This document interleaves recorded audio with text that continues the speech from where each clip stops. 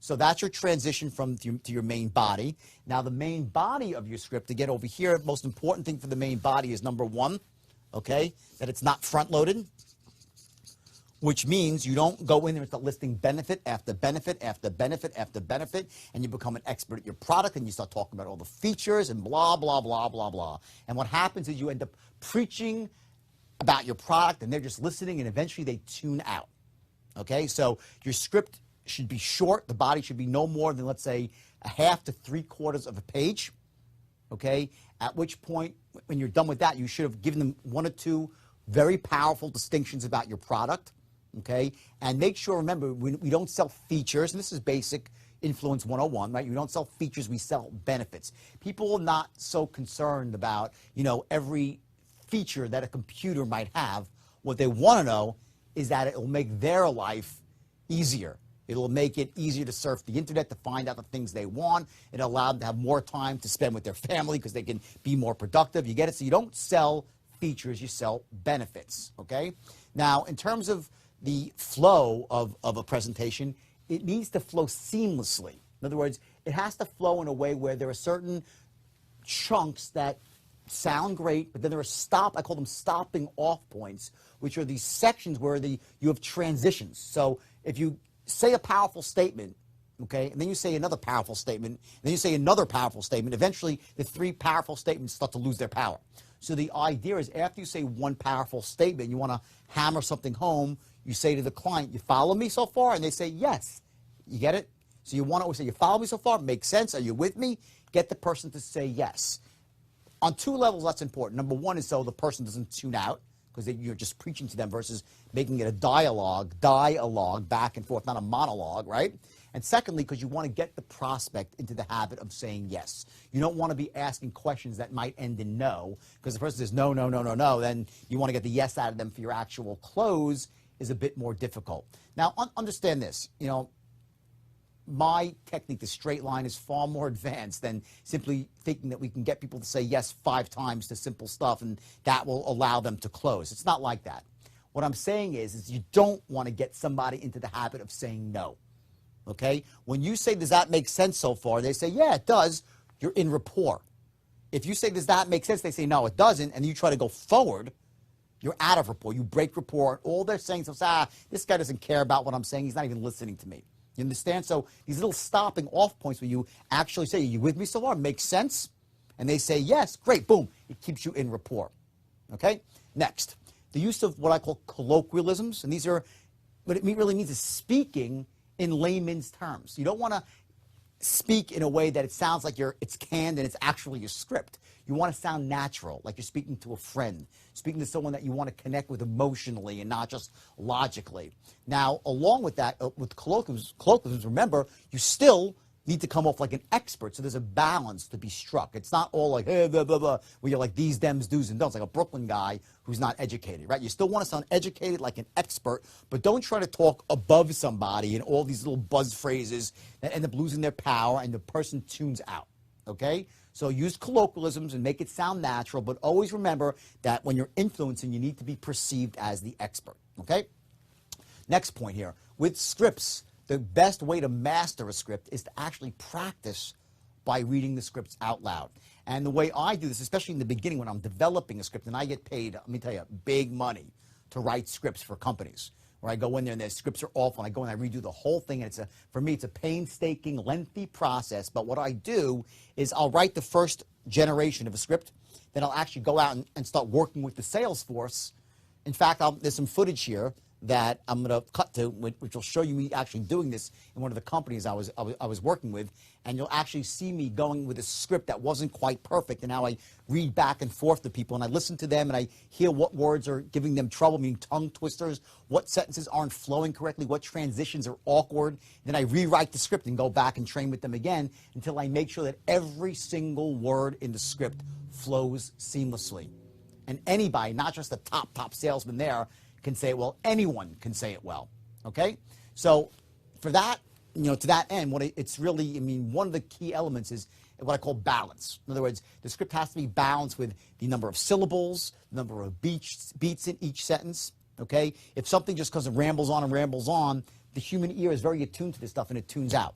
So you have to make sure that, it's pleasing to the ear, there's the right number of syllables, okay? And remember that you're never not closing. You're always closing, okay? Not necessarily the sale itself, but you're closing on that the person should listen to the next paragraph or even the next word that you say, okay? And again, the first 5 words that you say, and this is what I said earlier, that I'm sure you've been through the actual straight line course, where you've learned that we as human beings, we judge books by their covers. We were taught not to, but we all do. And even the people who taught us not to judge the books by their covers, like our parents, right? Because it's human nature to do that. And really, in the first 4 seconds, the people that you're trying to influence are already making a mental picture of you. So they're going to either judge you as being, that expert, that enthusiastic, sharp as a tack person, or they're going to find you dull and boring and non-enthusiastic, at which point they say, this person's not worth listening to, okay? So it's very important that those first words, like, when you say to someone as simple as, watch, I say, hi, is Pam there? Or, hi, is Pam there? Same words, but the second one comes out upbeat, enthusiastic, sharp as a tack. Now, of course, Pam is not going to buy because I say, hi, is Pam there? But if I say, hi, is Pam there? She's like, ugh, another dull intrusion into my already dull day, versus like, ooh, well, if I say, oh, is Pam there? She's like, what's that? Someone's like enthusiastic. It just sort of breaks somebody's state, and you essentially elevate somebody to a higher state. On some level, influence itself is it's the transference of emotion, the emotion of certainty. You're going into an encounter where you're very certain about your product or your service or your coaching or whatever it is that you're doing, and the person's not that certain. So you're transferring that emotion of certainty to somebody else, okay? So it's very important that you learn to, master those tonal patterns, and especially in the beginning, to come off sharp as a tack, enthusiastic as hell, and an expert in your field. Next, with your scripts, it's important that you're honest and ethical, okay? And this is very easy to do, because when you're writing the script, you ask yourself with every single sentence, you say to yourself, am I coming from a place of integrity? Am I coming from a place of ethics? Or am I starting to exaggerate and sort of mislead? See, I will tell you stories. I've written scripts, just so you know, back in the early days when I was discovering the straight line, and I wrote some scripts that were accurate, but they weren't ethical. They weren't lies, but they were some misstatements or really omissions of fact. So make sure that, for your own ethical, your own integrity, keep your scripts accurate.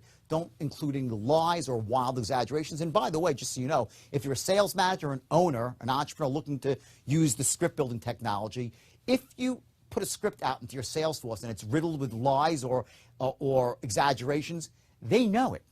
And if every day your salespeople are out there hammering away on the phone or in the field and they're telling lies, it starts to seep into your entire corporate culture. And next thing you know, the people will be trying to rob and steal from you. Your own employees will steal from you because they think you're a thief because you're telling them to go out and lie to people. So this idea that you can have a script that's exaggerated and full of deceit, not the thing that's going to permeate to your entire corporate culture, is foolish. So the scripts need to be accurate, they need to be compliant, and they need to really reflect your corporate culture, which is one of ethics and integrity. Okay? So the question I get asked is, when should I use my script? And the answer is always. You should always use a script, whether you're in person or on the phone. So you say, well, how do I use a script if I'm in person? Very simple. You have it memorized.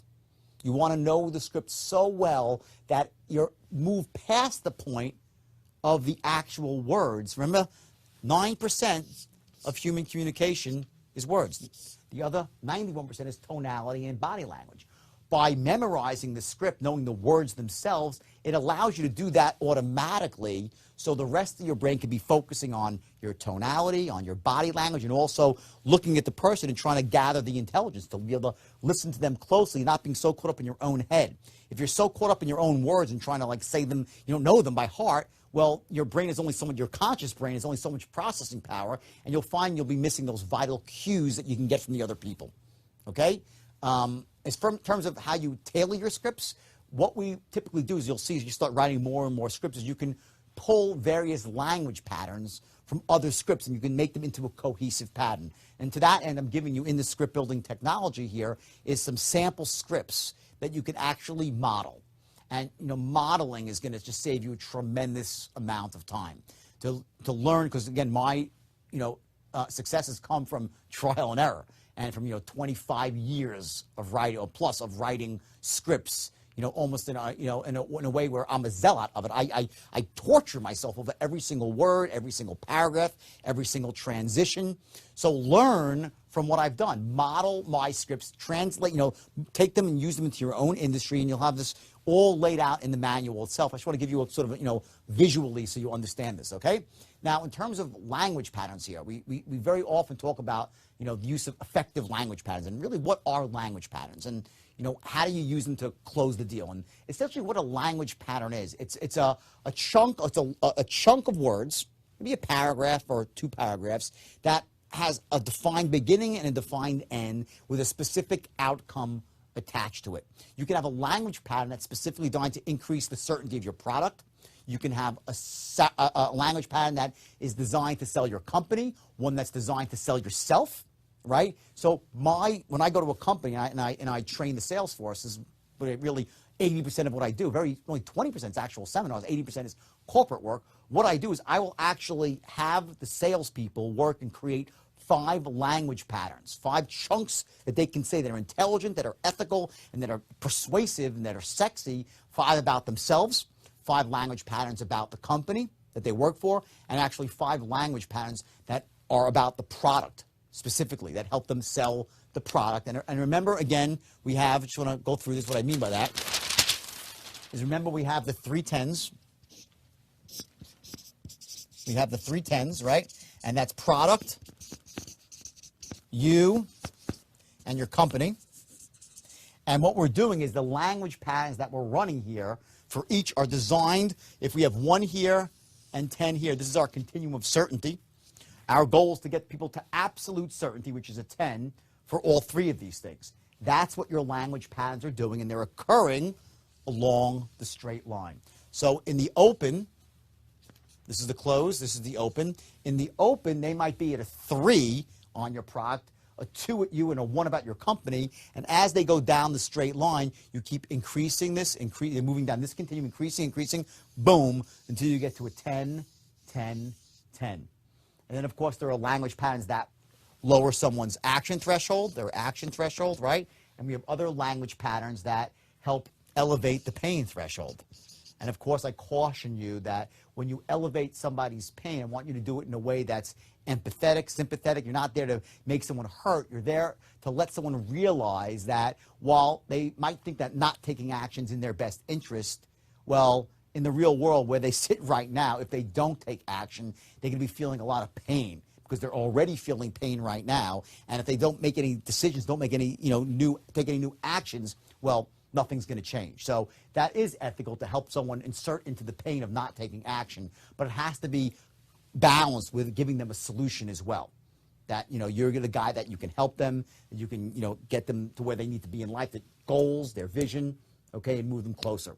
Now, let me just flip the page here, okay? And lastly of those, we have the introduction, the body of the script, and of course, lastly, we have the close.